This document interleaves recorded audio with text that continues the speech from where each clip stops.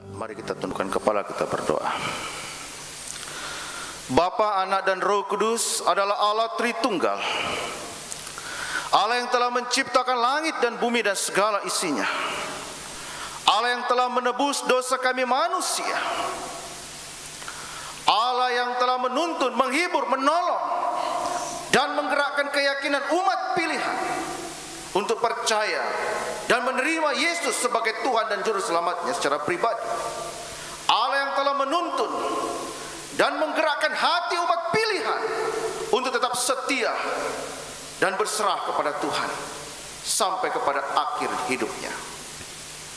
Tuhan Allah Bapa di dalam surga, saat ini Tuhan, kami akan mau siap untuk mendengarkan firman-Mu ya Tuhan. Tuhan Allah Bapa dalam surga, urapi kami Tuhan dengan kuasa Roh Kudus-Mu ya Tuhan, dan beri kemampuan bagi kami ya Tuhan untuk mengerti dan memahami firman-Mu ini, terlebih lagi melakukannya Tuhan. Demikian juga hamba-Mu yang hina ini ya Tuhan, beri kemampuan buat hamba untuk berkata-kata ya Tuhan. Biarlah Engkau-lah yang berkata-kata lewat mulut bibir hamba-Mu yang hina ini ya Tuhan. Beri iluminasi, beri kekuatan dan kesehatan buat hamba-Mu ya Tuhan. Dan bila terjadi seturut dengan kehendak-Mu saja ya Tuhan, segala kuasa kegelapan, kuasa iblis yang ingin mengganggu konsentrasi kami untuk mendengarkan suara-Mu ya Tuhan, kami satukan iman kami ya Tuhan. Kami tolak di dalam nama Tuhan Yesus Kristus. Dan bila kuasa daripada Roh Kudus-Mu ya Tuhan, yang menguasai hati dan pikiran kami, dan yang menguasai ruangan ini ya Tuhan, dalam nama Tuhan Yesus, amin. Ya, silakan Bapak Ibu duduk kembali.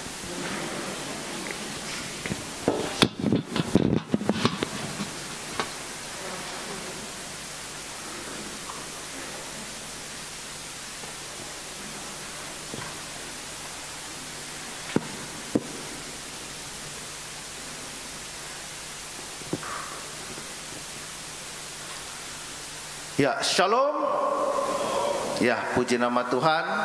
Ya, Tuhan kita luar biasa, Tuhan kita baik. Terlebih lagi kita bersyukur kepada Tuhan, ya, kita boleh hadir pada minggu ini di dalam kita beribadah. Ya, tidak lupa juga saya menyapa jemaat Tuhan yang ada di rumah yang mengikuti dengan cara online. Saya mau ucapkan shalom, damai sejahtera buat kita semua. Ya, puji nama Tuhan. Firman Tuhan yang sudah dibacakan untuk kita semuanya, yaitu di dalam Ibrani pasal yang ke-10 ayatnya ke-19 sampai dengan ayatnya ke-25, dalam tema dalam minggu ini, yaitu keluarga yang setia beribadah. Ya, keluarga yang setia beribadah. Ya, saya ingin membacakan firman Tuhan kepada kita, ya, sebagai pendukung, ya, yaitu di 1 Timotius 4 ayatnya yang ke-8, ya, tidak saya cantumkan dalam slide, ya.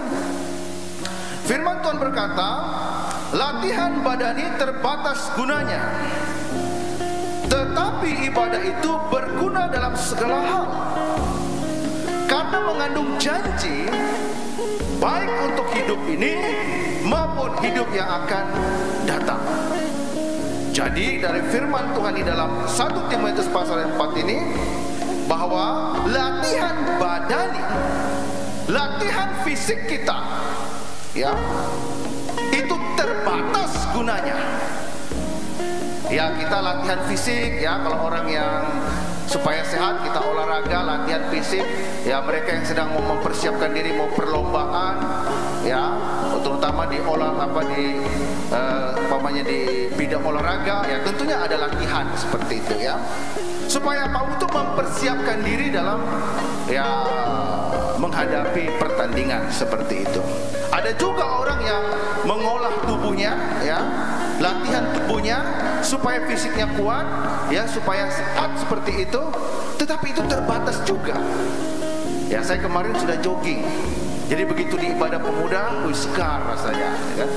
Tapi tidak tahu begitu sudah pulang, ya, saya siapkan khotbah saya untuk pagi ini. sampai jam 2, kenapa susah lagi saya tidur, asam lambung saya naik lagi. Ya, artinya terbatas, ya kan? Padahal tadi pikiran saya supaya segar, sehat, pemuda malamnya, paginya untuk jemaat, ya. Tapi saya agak sedikit kurang tidur. Tapi tidak ada masalah. Ya, saya juga rasa hari ini Tuhan berikan kekuatan kepada saya untuk menyampaikan kebenaran firman Tuhan. Makanya dalam doa saya tadi, biarlah kehendak Tuhan yang terjadi atas semua ini. Karena saya kena percaya apa? Semua yang keluar dari mulut bibir saya, semuanya dikerjakan oleh Allah itu sendiri. Ya, latihan badan ini terbatas gunanya, tetapi ibadah itu berguna dalam segala hal. Ya, betul, berguna dalam segala hal. Ya, tanpa ibadah, ya kita tidak akan bisa mungkin rohani kita berat. Karena rohani itu sangat penting di dalam kehidupan orang yang telah percaya dan telah menerima Yesus sebagai Tuhan dan Juru Selamatnya secara pribadi. Karena dalam Ibrani itu adalah peringatan kepada orang-orang Ibrani. Rasul Paulus memberikan peringatan supaya bertekun di dalam iman. Jadi ada ketekunan orang-orang kudus, ada ketekunan orang-orang yang percaya kepada Yesus Kristus. Tidak serta-merta begitu terima Tuhan Yesus secara pribadi, selesai, tidak perlu lagi ibadah. Tidak seperti itu. Tubuh jasmani kita membutuhkan apa? Makanan. Supaya apa? Supaya tubuh kita tidak lemah. Ya, butuh makanan supaya tubuh kita kuat. Kalau tubuh kita asupan gizinya kurang, asupan makanannya kurang, apa yang akan terjadi? Sistem imun kita akan menurun. Kalau sistem imun kita sudah menurun, maka apa yang akan terjadi? Apalagi kita masih hidup di tengah-tengah pandemi saat ini. Ya, kalau sistem imun kita sudah menurun, maka akan mudah dan gampang untuk kena yang namanya virus, ya, bakteri dan segala macam. Tetapi kalau tubuh jasmani kita kuat, maka virus, ya, bakteri tidak akan menguasai kita. Kenapa? Karena ada pertahanan di dalam tubuh kita. Nah, karena mengandung janji baik untuk hidup ini maupun hidup yang akan datang, ada janji yang sudah Tuhan berikan kepada kita. Itulah sebabnya dalam ketekunan kita sebagai orang yang percaya, ya, supaya kebutuhan rohani kita ini terpenuhi dengan baik, ya, maka harus ada namanya ibadah. Orang Kristen harus beribadah. Keluarga yang setia harus beribadah. Tanpa ibadah, aduh, kacau, akan mengalami kesusahannya. Nah, sejak kapankah seorang mulai beribadah kepada Allah? Ya, sejak kapan? Ya, sejak dia mulai percaya. Dimulai dari seorang pribadi kita. Ketika dia mengalami perjumpaan pertama kali dengan Yesus Kristus atau pribadi Yesus Kristus, lalu dia mengalami diubahkan oleh Tuhan, hidupnya diubahkan menjadi pribadi yang baru di dalam Yesus Kristus, dan saat itulah dia mulai dibangun dan mulai setia kepada Tuhan. Ya, jadi orang yang telah sungguh-sungguh percaya kepada Kristus dan telah menerima Yesus sebagai Tuhan dan Juru Selamatnya secara pribadi, maka dia akan rindu untuk beribadah kepada Tuhan. Mengapa dia rindu beribadah kepada Tuhan? Karena ada sukacita di dalam dirinya sehingga ia mau datang kepada Tuhan. Dia rindu mendengarkan suara Tuhan. Ya, kita harap kita semua yang hadir pada pagi hari ini dalam gedung ini dan jemaat Tuhan yang mengikuti secara online adalah orang yang rindu akan Tuhan, mendengarkan suara Tuhan. Semua kita, ya, semua kita rindu. Jangankan Bapak Ibu, kami yang sudah sekolah teologi atau sebagai hamba Tuhan itu butuh waktu untuk duduk mendengarkan. Karena kami butuh juga diisi oleh kebenaran firman Tuhan. Semua orang membutuhkan makanan. Makanan jasmani diperlukan untuk tubuh jasmani. Makanan rohani diperlukan oleh tubuh rohani. Sehingga tubuh rohani kita menjadi kuat. Kalau tubuh rohani kita menjadi kuat, maka apa? Segala godaan, segala cobaan hidup ini akan mampu kita atasi. Karena kita yakin dan percaya bahwa Allah ada beserta dengan kita. Roh Kudus akan ingatkan kita kepada firman-Nya bahwa Allah turut bekerja mendatangkan sesuatu yang baik kepada kita. Sehingga kita memiliki keyakinan yang kokoh, keyakinan yang teguh, berpegang kepada pengharapan di dalam Yesus Kristus. Walaupun ketika kita menghadapi maut sekalipun, kita tidak akan mengalami yang namanya goyah, goncang, walaupun penderitaan yang kita hadapi. Mengapa? Karena Tuhan ada bersama dengan kita. Lalu yang kedua, kemudian pribadi yang baru dalam Kristus tersebut menikah dengan pribadi yang juga hidup baru dalam Yesus Kristus. Ya. Lalu dan membangun satu keluarga yang baru dalam ikatan kasih. Kasih apa? Kasih Kristus yang tidak dapat terpisahkan, dan menjadi keluarga yang setia beribadah. Jadi ini ya, inti dari keluarga yang setia beribadah adalah ketika keluarga itu dibangun dengan dasar kasih Kristus, dibangun oleh dasar iman yang telah percaya kepada Kristus, sehingga mereka menjadi keluarga yang utuh di dalam Yesus Kristus. Keluarga yang akan setia beribadah kepada Tuhan Yesus. Lalu selanjutnya, Yesus Kristus adalah kepala, ya, kepala rumah tangga Allah yang memimpin dan menjaga rumah tangga Kristen.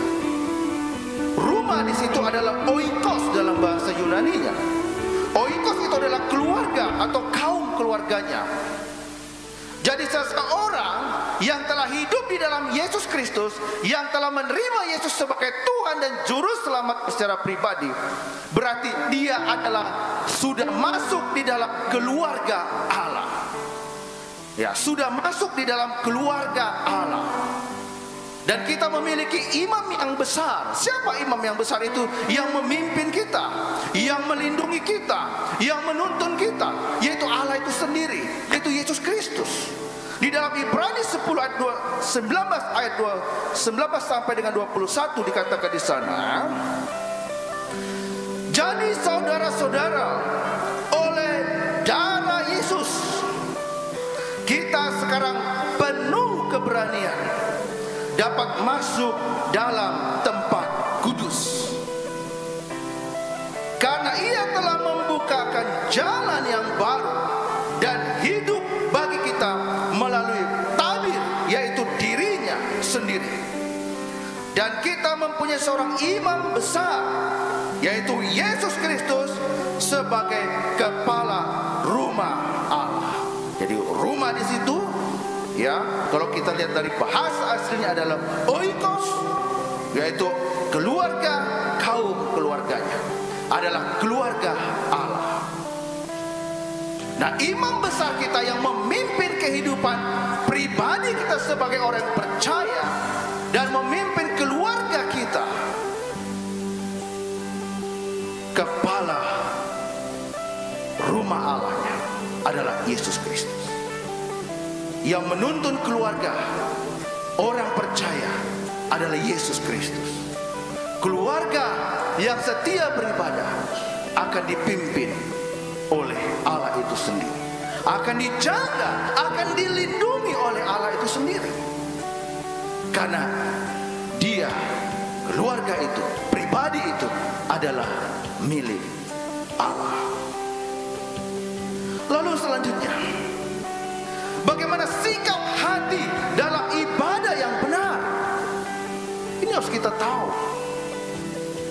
Ya, bagaimana sikap hati kita untuk kita betul-betul beribadah kepada Tuhan.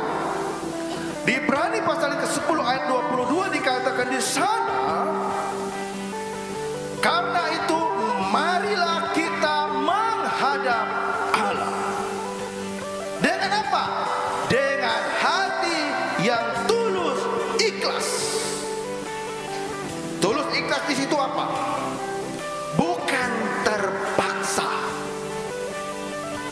Yang kedua, bukan karena rutinitas sebagai orang Kristen. Ya, karena seorang Kristen, maka hari Minggu saya harus pergi ke gereja. Kalau saya tidak pergi ke gereja, apa kata dunia? Nanti saya dibilang orang kafir atau orang yang tidak beragama. Apa kata tetangga saya? Apa kata orang-orang? Kalau itu motivasi kita di dalam kita beribadah kepada Tuhan, bukan karena ketulusan hati kita, bukan karena kesungguhan kita datang kepada Tuhan, berarti itu bukan ibadah yang benar. Ibadah yang benar adalah dibangun dengan hati yang tulus kepada Allah. Ketika engkau datang ke gereja, engkau ingin sungguh-sungguh mau menyenangkan hati Tuhan, memuji dan memuliakan Tuhan, dan engkau akan mau mendengarkan suaranya melalui hamba Tuhan menyampaikan kebenaran firman Tuhan, melalui pembacaan firman Tuhan yang kita baca bersama. Itulah sebabnya kita mendengarkan suara Tuhan melalui kebenaran firman Tuhan. Ya, tadi malam saya ada bicara kepada pemuda. Saya katakan bahwa Tuhan itu tidak ada yang berbicara kepada saya. Ya, kalau ada hamba Tuhan mengatakan Tuhan berbicara kepada saya, kita harus seperti ini, kita harus seperti itu, kamu harus seperti ini, kamu harus seperti itu. Karena apa? Karena firman Tuhanlah sebagai standar kita untuk mendengarkan suara Tuhan. Tuhan hanya berbicara kepada siapa? Yaitu kepada orang-orang yang sudah dipilih oleh Allah, yaitu Abraham, Ishak, dan Yakub, dan para nabi dan para rasul. Dan inilah keturunannya. Dari apa yang disampaikan oleh Tuhan kepada mereka, maka dicatatlah, ditulislah di dalam Alkitab. Dan Alkitab ini adalah firman Allah yang tertulis, ya, yang diberikan iluminasi oleh para nabi dan para rasul dan orang-orang khusus. Dan itu adalah bangsa Israel sendiri. Ya. Lalu selanjutnya apa dikatakan di sana? Yang tulus ikhlas dan keyakinan iman yang teguh. Kita tulus ikhlas, kita memiliki iman yang teguh di dalam Yesus Kristus. Bukan kita sembarangan, bukan kita dengan asal-asalan,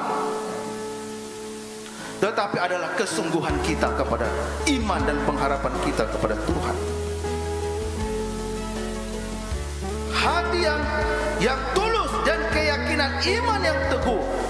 Oleh karena hati kita telah dibersihkan, disucikan, dan hati nurani yang jahat dan tubuh kita telah dibasuh dengan air yang murni.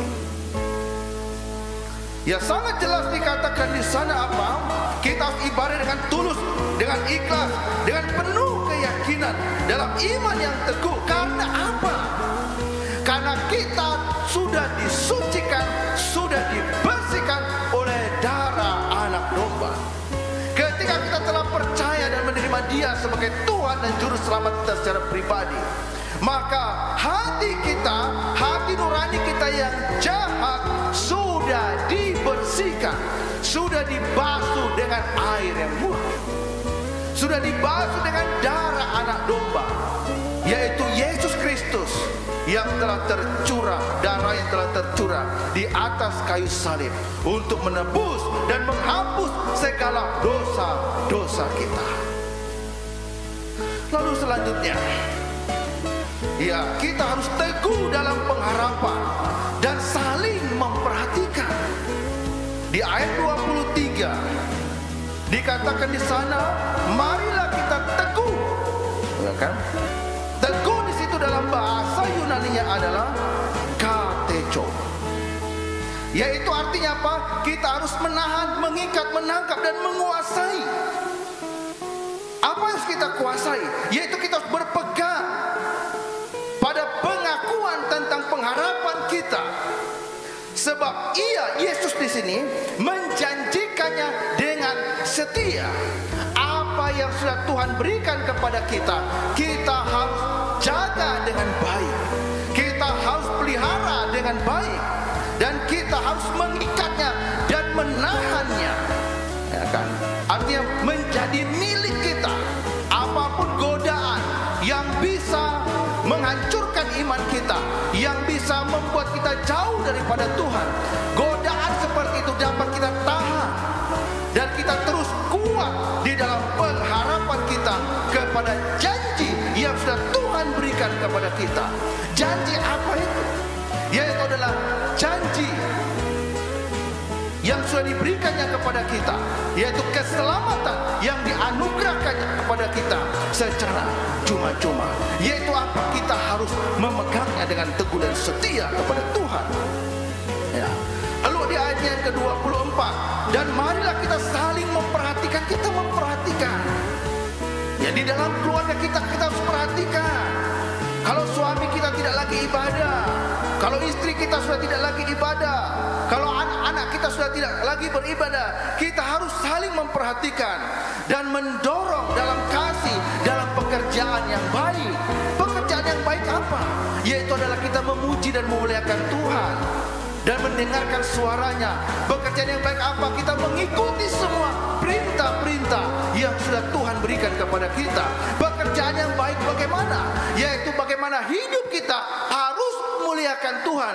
Pekerjaan yang baik bagaimana? Yaitu adalah pekerjaan ketika di tempat kerja kita lakukan dengan tidak curang. Ini yang harus kita pegang dalam hidup kita. Ya, saling memperhatikan ini sangat penting sekali. Menjadi pertanyaan kita, adakah orang di sebelah kanan dan kiri, depan belakang kita adalah ada anak saudara kita yang sekarang ini beribadah atau tidak? Ini perlu sekali kita harus ingatkan. Jangan lupa ibadah, jangan lupa doa. Saya punya anak angkat yang bulan 12 tadi sudah dibaptis dan percaya terima Yesus secara pribadi. Dia ada di Jember karena dia tugas diri dari pertemuan ibadah. Di dalam Ibrani 10 ayat 25, janganlah dalam bahasa Ibrani Yunaninya. Tidak. Ya. Janganlah ini dalam bentuk kata, ya. Nah, dalam bentuk kata dalam partikel negatif. Berarti ada sesuatu yang negatif ketika kita meninggalkan persekutuan kita. Janganlah kita menjauhkan dari pertemuan ibadah kita seperti dibiasakan oleh beberapa orang. Tetapi marilah kita saling menasehati dan semakin giat melakukannya menjelang hari Tuhan yang mendekat. Jangan menjauhkan pertemuan ibadah kita, terutama pertemuan ibadah seperti ini. Jangan kita menjauhkannya. Karena apa? Jikalau kita menjauhkan dari pertemuan ibadah kita, maka ada sesuatu yang negatif, sesuatu yang tidak baik yang akan terjadi di dalam kehidupan kita sebagai orang percaya maupun sebagai pribadi yang telah sungguh-sungguh telah hidup di dalam Kristus. Dan ini adalah peringatan Rasul Paulus kepada orang-orang Ibrani untuk jangan menjauhkan pertemuan ibadah. Mereka telah percaya dan telah menerima Tuhan. Paulus mengingatkan kepada mereka untuk jangan menjauhkan pertemuan ibadah itu. Karena apa? Ada hal yang negatif yang akan terjadi di dalam kehidupan orang yang tidak lagi setia beribadah. Karena apa? Kekuatan rohani akan menjadi lemah. Kita akan menghadapi begitu banyak cobaan, godaan, tantangan, rintangan dalam kehidupan ini. Ketika rohani kita lemah, kita tidak akan mampu untuk menghadapi itu semuanya. Makanya ada banyak orang yang meninggalkan imannya, menjual imannya. Karena apa? Karena mereka tidak kuat menghadapi ujian dan pencobaan. Iman mereka lemah, mereka tergoda, mereka dihanyutkan oleh dunia dunia ini, oleh keinginan dunia ini. Untuk itu adalah diperlukan kekuatan rohani yang kuat di dalam menjalani kehidupan. Dari mana kita mendapatkan kekuatan rohani itu? Yaitu adalah ketika kita beribadah kepada Tuhan, mendekatkan diri kita kepada Tuhan, hidup di dalam Tuhan. Ya. Tapi apa yang harus kita lakukan itu adalah saling menasihati lagi, saling menasihati lagi, saling ingatkan lagi satu dengan yang lainnya. Dari atas mimbar ini hamba Tuhan juga mengingatkan kepada kita untuk saling mengasihi, saling tolong menolong, saling mengingatkan untuk hidup di dalam Tuhan, untuk bersekutu selalu di dalam Tuhan, saling menasehati, dan semakin giat melakukannya, ya, ibadah kita harus giatkan, nasihat satu dengan yang lainnya, mengingatkan satu dengan yang lainnya, kita harus giatkan itu, ya. Supaya apa? Supaya kita tetap teguh berdiri di dalam pengharapan di dalam Kristus. Apalagi kita sudah menjelang hari Tuhan yang mendekati. Hari Tuhan yang mendekati, kita tidak pernah tahu kapan kita akan mati. Kita tidak akan pernah tahu kapan kita akan meninggal. Kita tidak pernah tahu itu. Ada orang yang tadinya sehat saja, tahu-taunya dipanggil oleh Tuhan. Banyak macam, ya. Tetapi kita harus, yang terpenting adalah kita harus giat selalu di dalam Tuhan. Ya, yang terakhir sebagai kesimpulan kita. Kesimpulan kita yang pertama, keluarga yang setia beribadah akan kuat rohaninya dan mendapat hikmat dan kekuatan dalam menghadapi setiap badai persoalan. Ya, benar sekali. Orang yang keluarga yang setia beribadah atau orang yang setia beribadah, rohaninya akan kuat. Begitu dia menghadapi masalah, begitu dia menghadapi suatu penderitaan yang berat, dia akan diberikan hikmat oleh Tuhan untuk menghadapi setiap persoalan itu. Yang kedua, keluarga yang setia beribadah memenuhi kebutuhan rohaninya dan hidup dalam kesucian. Jadi inilah kenapa kita harus beribadah. Kalau orang yang tidak mau beribadah, ya, malas-malasan beribadah, berarti orang itu tidak sadar bahwa dia tidak memerlukan Tuhan. Orang itu tidak sadar bahwa dia sombongnya minta ampun. Siapa sih yang tidak tahan tidak makan? Ya, jam 12 nanti kita akan lapar ini. Harus makan kita. Apalagi masalah rohani. Ya. Banyak orang takut sakit tubuhnya. Ya, semua kita pasti takut. Tetapi banyak orang yang tidak takut kalau kondisi tubuh rohaninya itu sakit. Tubuh fisik kuat, tapi rohani. Lihat aja tuh mereka yang saya layani di dalam penjara itu. Fisik mereka kuat semua, tetapi rohani mereka kacau, rusak, sakit. Apa yang harus saya kerjakan? Ya, sama seperti kayak dokter. Kalau fisik mereka sakit, ya harus dibedah, dioperasi. Sama juga itu, dioperasi juga itu dia punya tubuh rohaninya itu, dikorek itu sampai ke akar-akar itu. Apa penyebabnya? Dia sampai jatuh dalam dosa seperti ini dan lupa kalau dia sudah jatuh dalam dosa. Ya, ada yang terikat dengan ilmu hitam lah, macam-macam lah. Ada keluarganya broken home lah, macam-macam. Nah, itu harus dioperasi itu, dikerjakan secara mendalam itu. Dan itu butuh waktu yang lama. Makanya kalau saya melayani orang dalam penjara, ya, satu orang itu tergantung, bisa cepat bisa lama. Kalau kasusnya berat, lama. Kalau kasusnya ringan, kita cek, ya sudah nih, ini karena faktor lingkungan saja. Tinggal diingatkan, tinggal dikuatkan dan bertobat sungguh-sungguh. Kalau yang sampai terikat lagi, ya sudah, operasi istilahnya, lama prosesnya. Lalu selanjutnya yang ketiga, keluarga yang setia beribadah akan aman rumah tangganya. Di mana ada orang yang setia ibadah, rumah tangganya kacau balau? Ada enggak itu? Saya tanya, ada enggak? Tidak ada.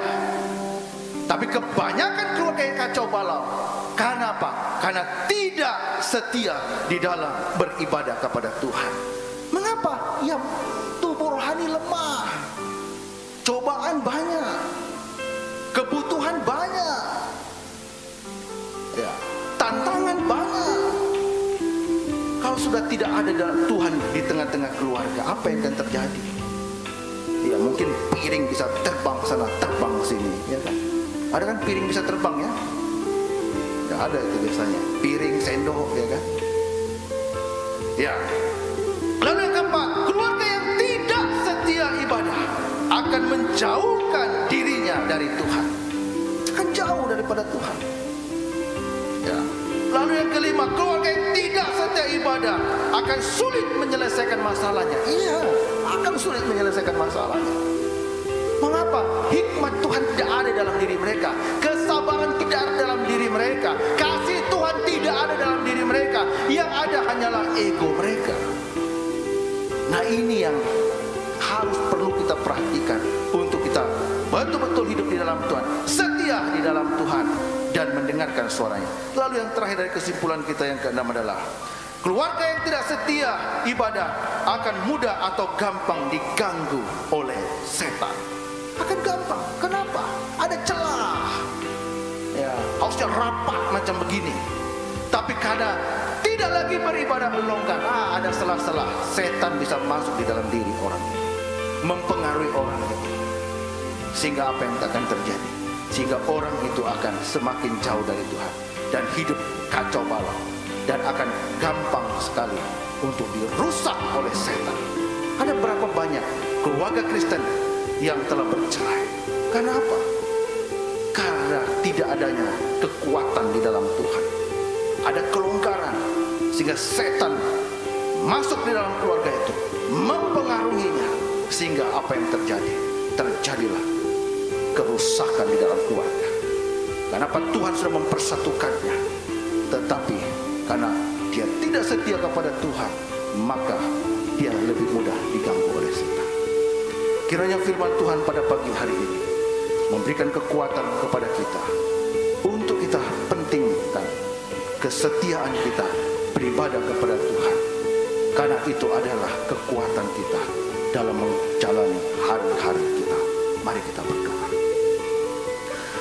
Tuhan Allah Bapa di dalam surga, Tuhan yang kami sembah dalam anak-Mu Yesus Kristus, Tuhan dan Juru Selamat kami yang hidup.